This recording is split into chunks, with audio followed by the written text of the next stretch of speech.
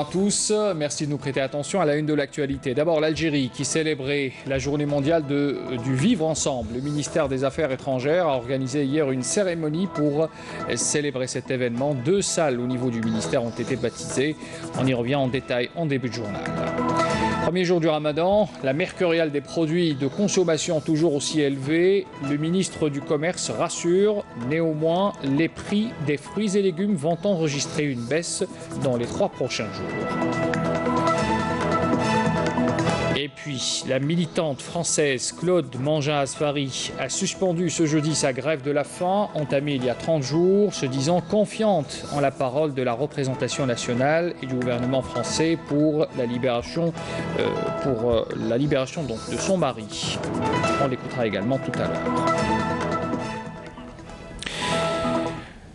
Le président de la République, pour commencer, le président de la République Abdelaziz Bouteflika, qui a adressé un message de félicitations au roi de Norvège, Harald V, à l'occasion de la fête nationale de son pays, dans lequel il lui réaffirme sa disponibilité à contribuer à consolider davantage les relations d'amitié et de coopération qui lient les 2 pays.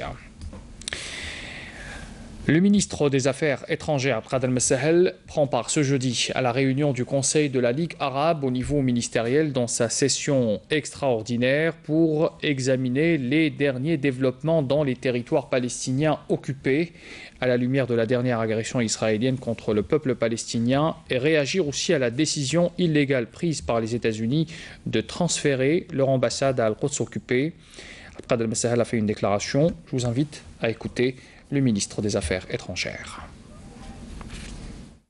نؤكد إدانتنا الشديدة لما يتعرض له أبناء الشعب الفلسطيني المدني العزل من جرائم ممنهجة، فإننا نؤكد مجددا وفاء الجزائر لدعم إخواننا الفلسطينيين وحث المجتمع الدولي لا سيما مجلس الأمن على تحمل مسؤوليته كاملة لإنصاف الشعب الفلسطيني الأعزل في حقوقه الوطنية المشروعة والتعجيل بضمان حمايته وفقا للقانون الدولي الإنساني والضغط على سلطة الاحتلال لحملها على الانصياع لمبادئ القانون الدولي وقرارات الشرعية الدولية. Voilà donc la déclaration, plutôt l'intervention tout à l'heure de Abdel Messahel lors de cette réunion tenue, je le rappelle, au Caire. L'Algérie a donc célébré également cette journée mondiale du vivre ensemble au ministère des Affaires étrangères, dans le hall central. Il a été baptisé au nom du vivre ensemble en paix, alors que la salle des banquets a été baptisée Concorde civile et réconciliation nationale. C'était hier lors d'une cérémonie officielle pour marquer cet événement. Karim Haïfa. Le ministre des Affaires étrangères, Abdelkader Messahel, est longuement revenu sur les valeurs et les principes de vivre ensemble en paix, qui sont les idées fondatrices de la politique de concorde civile et de réconciliation nationale, prônée avec conviction par le président de la République, Abdelaziz Bouteflika.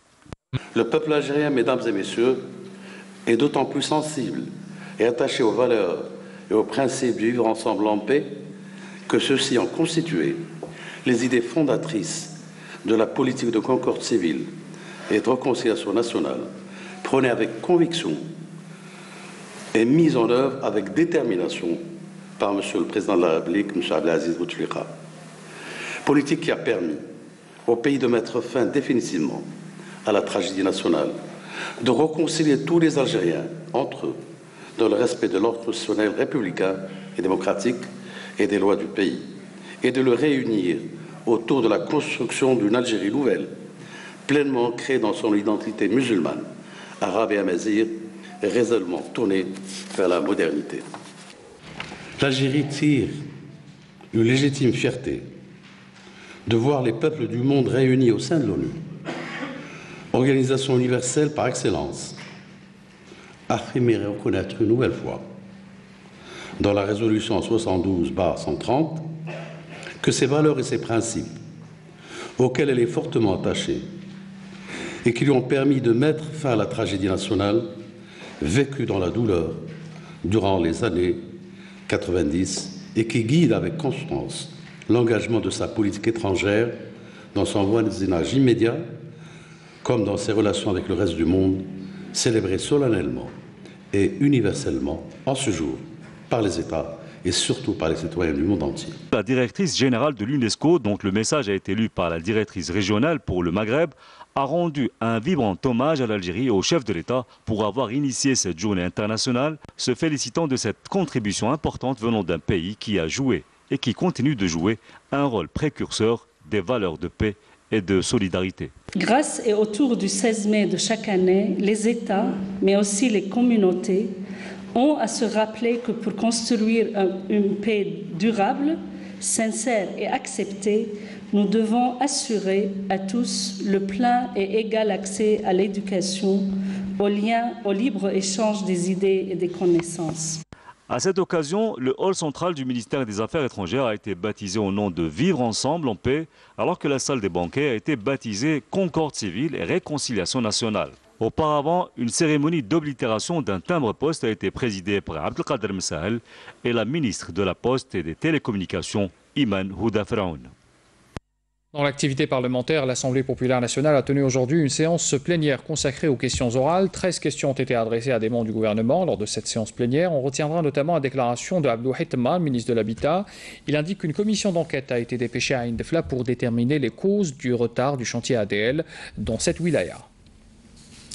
Et puis, premier jour du mois de Ramadan, on en parlait tout à l'heure, avec, comme l'accoutumée, la mercuriale des produits de consommation qui s'affolent, comme par exemple les fruits et légumes, notamment la courgette et la tomate. Mais un retour à la normale est attendu dans les 3 prochains jours. C'est ce que tient à rassurer donc, le ministre du Commerce, Saïd Jellab. Il s'est exprimé en marge d'une visite du marché de gros des fruits et légumes de Boufarik et au marché de solidarité à Alger également. Amel Bouarba. Les prix de certains produits de large consommation, notamment les fruits et légumes, ont enregistré une hausse sensible durant ce premier jour du mois de Ramadan. Pour le ministre du Commerce, Saïd Jellab, en visite de travail au marché de gros des fruits et légumes de Boufarik et à Alger, cette augmentation est conjoncturelle en raison de la forte demande sur ces produits. Si on parle de panier on peut dire qu'il est abordable, sauf qu'il y a quelques pics. Quelques pics, quelques produits, mais je pense que c'est une affaire تاع 3 ايام 4 ايام الاسعار تهبط. حنا من جهتنا درك عندنا اعوان الرقابه يشوفوا donc pour la tomate القرعه et tout. On ne sait jamais s'il y a des stocks de détention et tout. Donc, mais الوفره الصح الوفره كاينه, ça veut dire les produits sont disponibles. Le ministre a par ailleurs estimé que l'ouverture des marchés de solidarité a contribué à la baisse des prix des produits alimentaires. Il a appelé les citoyens à consommer de façon rationnelle tout en évitant d'acheter les produits dont les prix enregistrent une importante augmentation. Puis l'Union générale des travailleurs algériens ouvre son marché de solidarité à l'esplanade de son siège national au 1er mai, et ce à l'occasion du mois de Ramadan. Prenant donc à cette occasion, bien sûr, le secrétaire général de l'UGT accompagné du ministre du Commerce, celui de l'Agriculture et du Travail. Abdelmajid Sidi Saïd a donné donc le coup d'envoi de cette opération de solidarité à l'endroit des travailleuses et des travailleurs ainsi que les retraités aux revenus modestes. Premier jour de Ramadan chez nos compatriotes établis en France, nous allons découvrir particulièrement ce qui se passe dans les pâtisseries qui offrent un large choix de gâteaux spécialement préparés pour ce mois sacré. Voyez ce reportage à Paris, signé Afaf Belouchette. Comme partout dans le monde musulman, les magasins de pâtisserie et spécialités maghrébines ne désemplissent pas à Paris en ce premier jour de Ramadan, avec la particularité d'un choix couvrant au moins 3 pays du Maghreb pour satisfaire tous les palais. Ça dépend, الجزائريين طبيعة قلب اللوز والمحشي والملفاي والزلابية الحرشة والتونسي والبوفاريك خاصة اللي 100% جزائري والتوانسة يطلبوا الملفاي وكعك العمر وكعك الورقة وتوسكي des petits pièces light, on va dire ça, surtout les femmes. Une gourmandise exacerbée par les longues heures de jeûne, pas seulement car Ramadan est d'abord synonyme de spiritualité et de retrouvailles de famille. C'est pas jeûner que ne pas manger, boire, c'est aussi jeûner pour tout ce qui est pas bon en fait, et aider les autres, et penser aux autres. Mais c'est vrai qu'on a toujours un manque du bled et on essaye de créer une ambiance ici à Paris. J'ai des enfants, automatiquement tout le monde vient, ils sont mariés, mais tout le monde à la maison. Chaque Ramadan a Gdaya. Mais le repas à la maison n'est plus le seul choix offert. De plus en plus de traiteurs proposent, en plus des mets spécifiques à la table de ce mois, des menus Ramadan qui attirent une clientèle de plus en plus large. On va voir de tout, on va avoir, mais c'est vrai qu'on a plutôt des jeunes trentenaires à peu près, enfin disons entre 30-40 ans.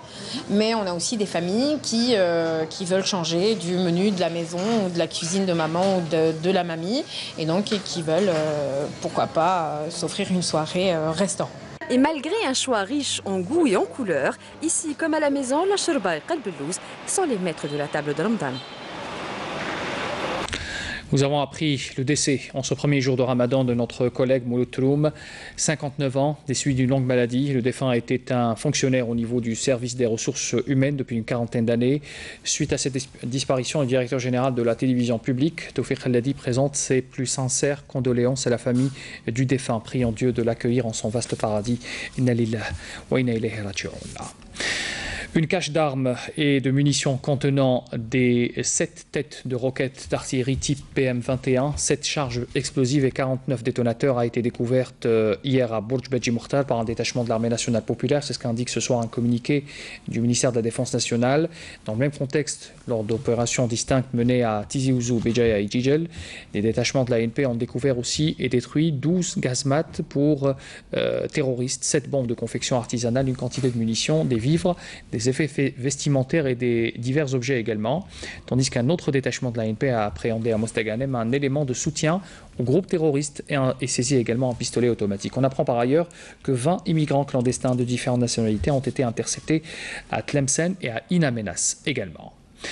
La militante française Claude Mangin-Asfari a suspendu ce jeudi sa grève de la faim entamée il y a 30 jours, se disant confiante en la parole de la représentation nationale et du gouvernement français. La militante française pour la cause sahraoui, il faut le rappeler, est entrée en grève de la faim d'une faim illimitée le 18 avril dernier pour protester contre son empêchement par les autorités marocaines de rendre visite à son époux, le militant sahraoui Naam Asfari, et son expulsion pour la 4e fois en 2 ans. On voit ça de Paris également avec Afaf Belouchet. Je déclare en ce jour du jeudi 17 mai 2018, dans ce palais du peuple qui m'a accueilli 30 jours, que je suspends ma grève de la faim.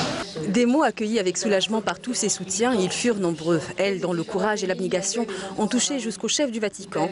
Après 30 jours de grève de la faim, Claude Mangin-Asfari répond favorablement à la demande du député Jean-Paul Lecoq, qui solennellement a interpellé le ministre français des Affaires étrangères pour intervenir auprès des autorités marocaines. Il lui donnait enfin le droit de voir son époux, Naama Asfari.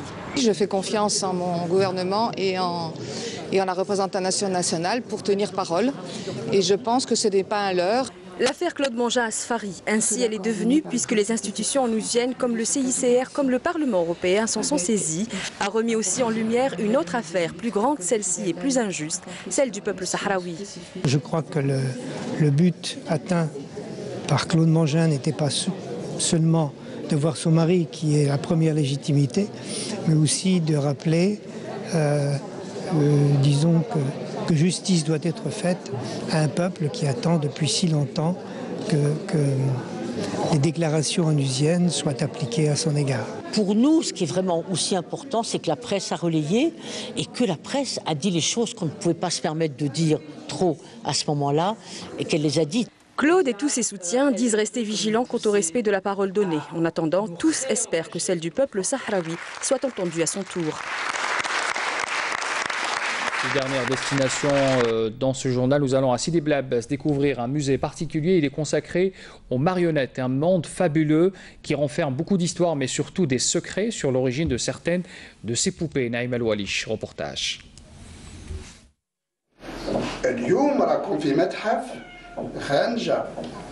Dans les souterrains de Bel Abbès a fleuri depuis les années 2000 un musée des marionnettes qui rassemble quelques 1000 pièces entre poupées et figurines.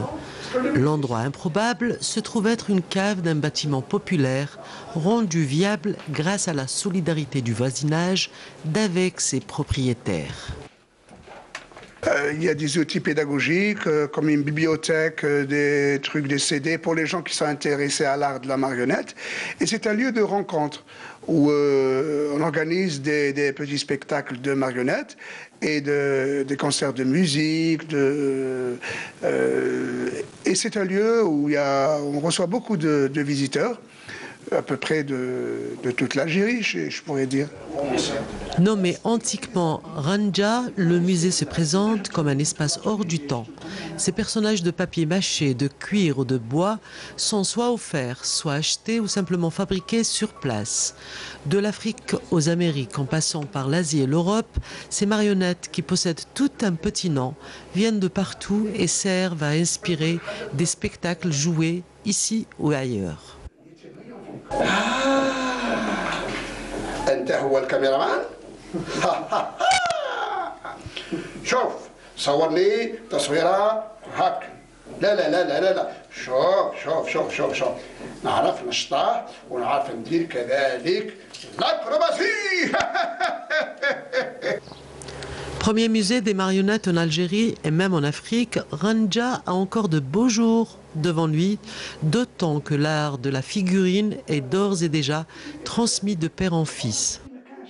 J'ai vu pas mal de spectacles de marionnettes de mon père et d'autres artistes et j'ai aimé ce métier parce que ça demande beaucoup de concentration et c'est une passion.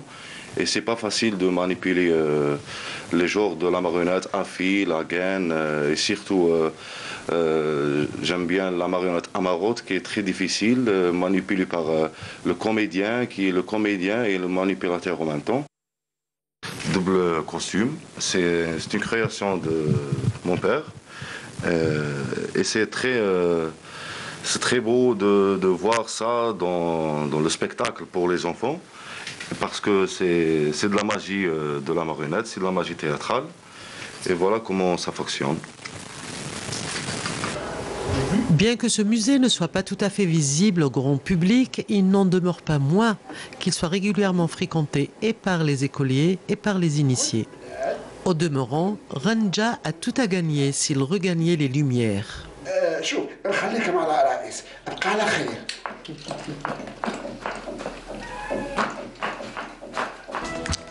Fin de ce journal, merci de l'avoir suivi, très bonne soirée à tous, Sahab Torkom, et puis n'oubliez pas pour demain, le journal de la mi-journée vous sera présenté par Amina Zahou. Je vous donne rendez-vous également, comme aujourd'hui, 18h, heure d'Alger, pour le journal du soir. Très bonne soirée à tous, au revoir.